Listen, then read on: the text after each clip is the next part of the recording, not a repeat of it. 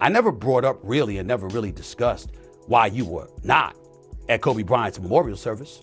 I never really brought up or discussed why you did not attend Dwayne Wade's Hall of Fame induction when that man was directly responsible for you capturing a championship for the first time in your career. Stephen A., I saw what you said, and I don't think I'm rocking with you today.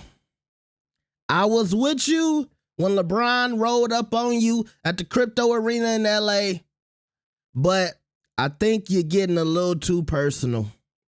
Now, last night, LeBron posted this video that was going viral, and it was this old video of Stephen A., and he was boxing, and he was punching like he was in slow motion. He looked like one of those old dolls that used to like box like the robot. It was like the robot. He looked like a rock'em sock'em robot, okay? And everybody was saying, how could Stephen A. be talking about he would have swung on LeBron James? And LeBron posted this on his personal Instagram. And it was very funny, okay? It was hilarious, if I might say so myself. Now, in my mind, I thought it was over, right? LeBron went on Pat McAfee. Stephen A. responded on his show. LeBron put out a little funny clip. Well, it wasn't over. Stephen A. appeared on ESPN's First Take today, and I dare to say he was in his feelings. Let's check out a couple of these clips. You better like the video. You better subscribe. We trying to get to 90,000 subs. Let's check this out, though. I suggest that he be happy with the things that I haven't brought up. I never brought up really and never really discussed why you were not at Kobe Bryant's memorial service. I never really brought up or discussed why you did not attend Dwayne Wade's Hall of Fame induction when that man was directly responsible for you capturing a championship for the first time in your career. I brought up none of that. I didn't bring up the fact that even though when people had asked, you had alluded to what had happened tragically to your son, and thank God he's okay with his heart condition. I didn't bring up the fact that even though you couldn't go to the Hall of Fame induction of Dwayne Wade weeks earlier, you were out of the country on business. I didn't bring that up. That's your personal business, okay? But the fact is, you wasn't at the Hall of Fame induction of a brother that's going to drastically assist to you being a Hall of Famer because he helped you become the champion that you are, and he was a big brother to you. I brought up none of these things. But LeBron James, at the end of the day, wants to come at me, and he's walking around pouting. Why would he be pouting? The man is 22. He is universally recognized as the Mount Rushmore of basketball. He is unquestionably one of the greatest players to have ever played basketball. I have him top 2. Stab me in the chest. Crucify me. Throw me in jail. Of the thousands upon thousands of players who have played in NBA history, I have this man number 2 overall in the history of basketball, despite Kareem Abdul-Jabbar being a 19-time All-Star, a 6-time champion, a 6-time league MVP. It was the greatest, the most trusted move, offensive move in NBA history with the skyhook. I still had him ahead of Kareem Abdul-Jabbar. It's not enough. So much so that you go this route. It's very unfortunate that he has done this. It's very unfortunate that he has tried to ostracize me amongst the NBA community and the sports world and beyond, talking about how I talk about I'm pooping on the players and all of this other stuff. They don't bring up all the time we praise the players. I applaud them when they win. I criticize them when they're messing up in an effort to make sure that you don't do it again. I'm not wishing anybody to fail, but I have to call it how I see it because I have an audience to answer to. He puts out some page about me boxing and all of this other stuff from a decade ago with 2 torn rotator cuffs. Fine, no problem. It's very, very embarrassing video. I'll be the first to say and all that stuff, even though I like it to be left up there. Because if people think I want to throw hands like that, that's how I throw hands, knock yourself out. I'm good with it. I know that the man I am today is not the man that I was a decade ago, physically or beyond. I can tell you that. So we get that out the way. Why do I bring that up? Because that's how petty you've become. You're LeBron James. You that butthurt over the things that I'm saying, that you would post that video. When has LeBron James ever done something like that? But suddenly you're doing that as it pertains to me. This man is in his feelings. I wonder why. Could it be because I don't believe you're the GOAT? Because I'll never believe you're the GOAT? Because I have you number 2 at all times? Do I have to have ESPN and First Take put up the ticker tape right now and say, yo, could you put that up there, please? Great father, great husband, great philanthropist, great businessman, great director, great producer, great host, great basketball player, great leader. I mean, my God, I have done everything but put diapers and a bib on this brother. But it ain't enough. Because one thing matters to him and one thing only, and that's him being recognized as the greatest of all times. Well, you're not in my book. That belongs to Michael Jordan. Now, Stephen A., leave Kobe out of this. Leave Kobe out of this. You know, yesterday LeBron talked about his relationship with Kobe and his relationship with Michael Jordan. And you see Stephen A. also talking about, and LeBron wasn't there for Dwayne Wade's Hall of Fame induction.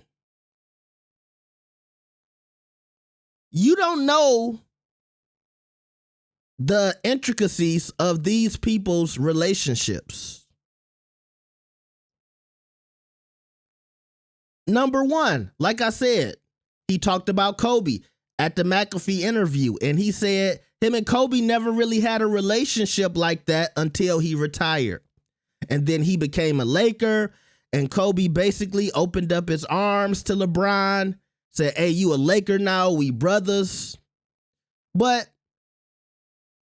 maybe LeBron James didn't feel like he should be at a funeral service for a guy he really didn't have a strong relationship for. And yes, it would have been cool for the optics, but we don't know the details of Kobe and LeBron's relationship. Just like he could have been keeping it professional at the McAfee interview. Maybe some things might have went down with them while they was playing. Maybe the wives don't like it. It's so many things that could lead to LeBron not being at that memorial service. Maybe he had something to do. Maybe he was out of the country. I don't remember the time stamps of that time. I don't remember what LeBron was doing. Was he, playing USA basketball? I don't remember. But I don't think that means LeBron didn't respect Kobe, because that's what Stephen A. is alluding to. As if LeBron didn't go because he felt some way about Kobe. That's what you assume. And also last night, a lot of people were pointing out on Stephen A's show, he blatantly said, LeBron is shady. LeBron is a backstabber. If I'm not mistaken, he said something like that. And that's why I don't like him. And so when you say that last night, and then you come in here and you talking about Kobe and D Wade, and the same thing with the D Wade situation. You don't know their relationship right now. They might not be as close as they once were. Because remember, LeBron left Miami.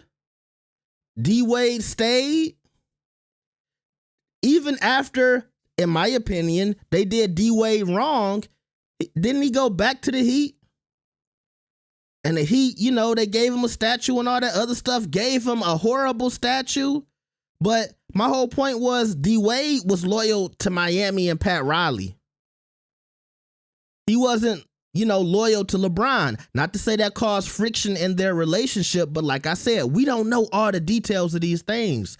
Bringing that up on air, too personal, too petty, I don't agree with it. You're talking about a lot of stuff that, and look, maybe you know more than the public. Maybe you know more. But you're not willing to divulge all of the information you have, so just leave it out of this. And so then when you follow up talking about somebody's butt hurt and being sensitive, I don't think that post, because even you admitted it was funny, it was embarrassing, but was it that embarrassing that you felt the need to come up here today and do this? And look, I gotta add this. You think them people paid Stephen A. Smith $100 million. Even though I think he deserves it, he's carrying the ESPN banner on his back. He works all the time. He on 50 million planes 24 hours a day going everywhere they want him to go. But you know how these companies are. They don't let go of money unless they expect something in return. The number one American athlete is going back and forth with you. You better talk about this. You better make it entertaining. You better make it spicy. That's what we paid you for, handkerchief Negro. And I love Stephen A.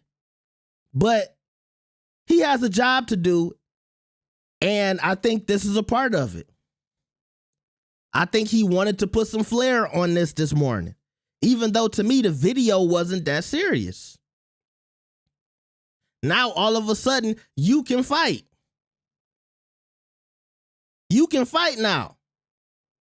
And in the video you had two torn. I was on the roll. Damn phone. In the video you had two torn rotator cuffs. And you wasn't the man you was today. And so what? You ready to fight LeBron James now? You doing that thing that everybody do after they lose a fight? They go home, they either ride in the car or they sitting at home with some Ben & Jerry's ice cream and they thinking to themselves, what I should have did or what I could have did, or when he did this, I should have did this. But no, it's too late. You lost. And look, I was with you. I thought when LeBron confronted you at that Lakers game, he was being a bully. He was out of pocket. I felt his motivations were wrong. I know he's a father, but his son is a professional athlete. He's going to get criticism.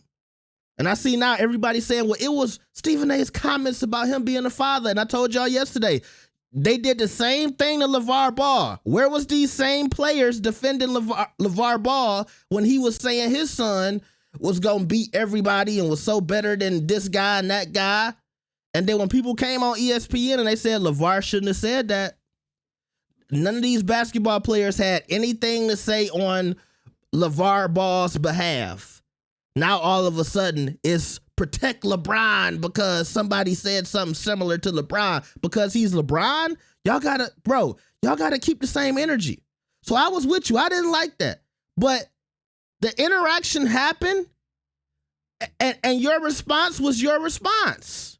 You didn't do nothing. He cussed you out at the crypto arena in front of thousands of people. It went viral and you set your ass back down. And that's fine.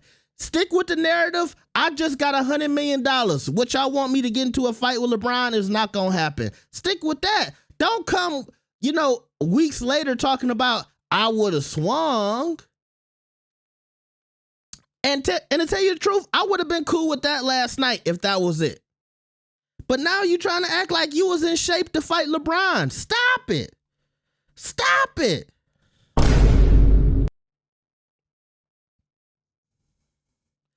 And this brings me to my last point. And this is where I'm going to give LeBron a little bit of slack because I see a lot of people out here saying LeBron shut his mouth for years and he never said anything. He never responded to Skip Bayless. He never responded to Rob Parker. Some of y'all don't know who Rob Parker is. Go look him up. A classic LeBron hater or Stephen A. But now Skip has to watch LeBron James go back and forth with Stephen A. And I know Skip is like, I led the charge with the LeBron hate. It should be me. He should be going back and forth with me. And not only that, Skip is at the crib making videos on his phone for 15 minutes. It don't even hit the same. And somebody let me know, is Skip at home because of that lawsuit? When they said he was trying to pay $1 million for some Uchi Uchi? Is that why he at home now doing interviews with his wife? So it's a lot to talk about with this situation, but that's my take. ESPN, I'm available. If you need me. Let me know what y'all think about this. Like the video and subscribe. I'll see y'all next time. Peace.